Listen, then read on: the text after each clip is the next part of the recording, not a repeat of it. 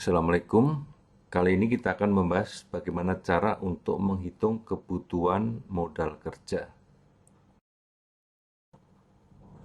Ada beberapa hal yang akan kita bahas di sini. Jadi yang pertama adalah siklus operasi dan kaitannya dengan perhitungan modal kerja, dan nanti akan mempengaruhi perhitungan anggaran laba rugi, anggaran kas, dan akhirnya kita akan mencoba mengaplikasikannya dalam bentuk perhitungan dengan contoh angka yang konkret.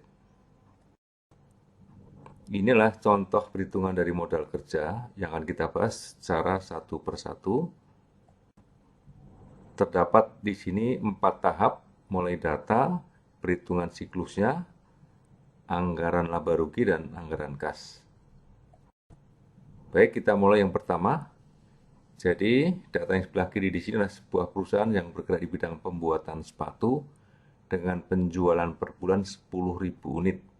Harga jual 100.000, biaya bahan baku 25, tenaga kerja per unit 20, sementara biaya overhead tunai 15.000 per bulan, depresiasi 5.000. Nah, di sini kita melihat bahwa perusahaan mempunyai keinginan saldo kasnya sebesar 15.000.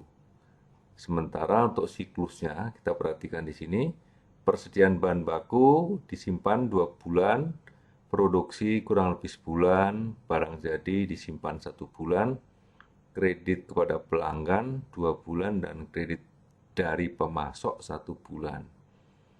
Nah, dari sini kita akan mencoba menghitung nantinya bagaimana kita melihat data ini dalam bentuk perhitungan modal kerja terkait dengan jumlah piutang, persediaan utang usaha. Nah, secara teknis nantinya akan kita hitung satu persatu. Tapi secara fungsi kita lihat di sini bahwa modal kerja diperlukan untuk menalangi dana sebelum kita menerima uang kas kembali. Jadi siklus dari modal kerjanya akan sangat menentukan jumlah kebutuhan modal kerja itu sendiri. Baik, jadi di sini kebutuhan modal kerja secara umum ditentukan oleh model bisnis yang akan dijalankan perusahaan. Model bisnis akan mempengaruhi komposisi aset, kemudian pola produksi. Model bisnis maksudnya di sini adalah apakah dia menjual secara kredit atau tunai, membeli secara kredit atau tunai, dan durasi atau waktu produksi berapa lama. Kita lihat di sini, siklusnya dimulai dari bahan baku disimpan 2 bulan, di pabrik diproses 1 bulan, barang jadi disimpan 1 bulan, piutang usaha 2 bulan. Nah, satu siklus normalnya seperti itu, sedikit berkurang ketika ada di sini kredit pemasok selama 1 bulan. Jadi pada kolom sebelah kanan, pada panel sebelah kanan, kolom-kolomnya akan memperhitungkan masing-masing siklus tersebut. Jadi untuk misalkan bahan baku, siklusnya adalah selama 5 bulan bersih, karena di sini ada pengurangan pemasok. Sementara tenaga kerja di sini kita bayar per bulan, jadi tidak ada urusan dengan pemasok 4 bulan, demikian juga dengan overhead.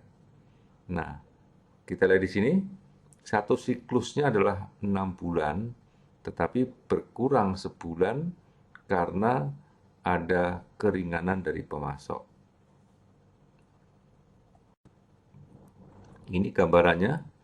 Jadi durasinya adalah seperti itu. Nanti kita akan aplikasikan dalam bentuk perhitungan yang lebih konkret. Jadi total kebutuhan modal kerja di sini kita lihat untuk bahan baku 1.250, tenaga kerja 800.000, overhead 60.000, di jumlah 2.110.000, dan kalau kita lihat di sini ada kas minimum 15.000 sehingga totalnya 2125.000. Jadi yang orange adalah waktu terikatnya bahan baku, yang hijau tenaga kerja, kemudian overhead tunai. Karena kita bayar pemasok sebulan setelah membeli, maka siklusnya berkurang sebanyak 1 bulan. Setelah itu akan menjadi kas saat piutang itu nanti tertagih. Kita lihat di sini, jadi 2 bulan pertama bahan baku disimpan yang warna orange, 1 bulan proses produksi, kemudian di sini 1 bulan barang disimpan di gudang, jadi yang biru. Jadi penjualan terjadi ketika bulan yang kelima, ya, bulan kelima, keenam dan seterusnya. Nah, karena di sini piutang ini umurnya 2 bulan, mulai ada kas masuk setelah di bulan yang ketujuh saat penjualan pertama tertagih. Jadi kita lihat di sini, sekali lagi yang warna orange adalah awal bahan baku datang, kemudian yang hijau awal produksi, yang biru tua adalah awal barang jadi masuk gudang, yang biru muda adalah awal dari proses penjualan, dan yang kuning awal dari arus kas masuk. Setelah bulan ke-8 dan seterusnya, siklus akan berjalan dengan sendirinya. Masuknya arus kas ini membuat arus kas yang ada itu bergulir secara otomatis sehingga jumlah modal kerjanya tidak perlu bertambah sepanjang tidak ada perubahan pola produksi dan semua berjalan dengan lancar.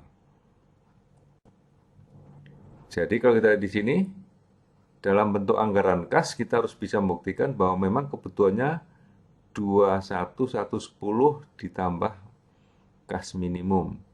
Kita akan melihat nanti dalam pola perhitungan anggaran kasnya. Untuk depresiasi tidak dihitung karena bukan biaya tunai, masuk di anggaran laba rugi, tapi tidak masuk di dalam anggaran arus kas. Jadi masuk di laba rugi, tidak masuk di anggaran kas karena memang tidak perlu pengeluaran arus kas. Jadi kita lihat di sini bahwa jumlah arus kas yang dibutuhkan untuk modal kerja adalah 2110. Jadi kebutuhan itulah merupakan kebutuhan maksimalnya. Nanti kita lihat dari mana asalnya, kita akan bisa melacaknya dalam perhitungan anggaran kasnya. Nah, kita lihat di sini, 2 bulan pertama kita beli bahan baku, tapi membayarnya mulai bulan yang kedua. Jadi siklus pembayaran bahan baku, kemudian mulai produksi, itu pembayaran untuk tenaga kerja dimulai overhead. Seterusnya. Nah, kemudian karena bahan baku disimpan dan kemudian proses produksi sebulan dan barang jadi juga disimpan baru terjual, maka pada bulan ke-7 baru ada kas masuk. Nah, selama setiap 1 bulan di sini, mulai bulan kedua di sini, sudah ada pengeluaran kas untuk membayar bahan baku. Bulan ketiga, mulai ada pengeluaran kas untuk membayar tenaga kerja dan overhead tunai. Berikutnya berjalan secara normal, sehingga kalau diakumulasikan, sampai bulan ke-6 kita belum mempunyai uang masuk, jadi harus disediakan sebanyak 2110.000. Inilah modal kerja kita sepanjang siklus tersebut. Nah, untuk bulan berikutnya sudah ada uang kas masuk, sehingga kebutuhan modal kerjanya tidak lagi setinggi kebutuhan yang awal tadi. Jadi grafik yang di sebelah kiri atas ini memperlihatkan kenaikan kebutuhan modal kerja sampai puncaknya dan kemudian mulai turun ketika ada uang kas masuk. Demikian proses menghitung modal kerja, mulai dari data yang ada, menghitung siklusnya, menghitung anggaran laba rugi, dan menghitung anggaran kasnya. Sebagai catatan akhir, sifat manajemen tidak kita bahas apakah agresif atau konservatif. Kalau agresif itu saldo kasnya akan kecil, kalau konservatif saldo kasnya akan besar. Ini mempengaruhi saldo kas minimum. Produksi berjalan normal, tidak ada fluktuasi. Semakin banyak fluktuasi, semakin banyak kebutuhan modal kerjanya. Dan kemudian yang terakhir, biaya pinjaman tidak kita hitung dan tidak kita bahas di sini. Demikian, wassalamualaikum warahmatullahi wabarakatuh.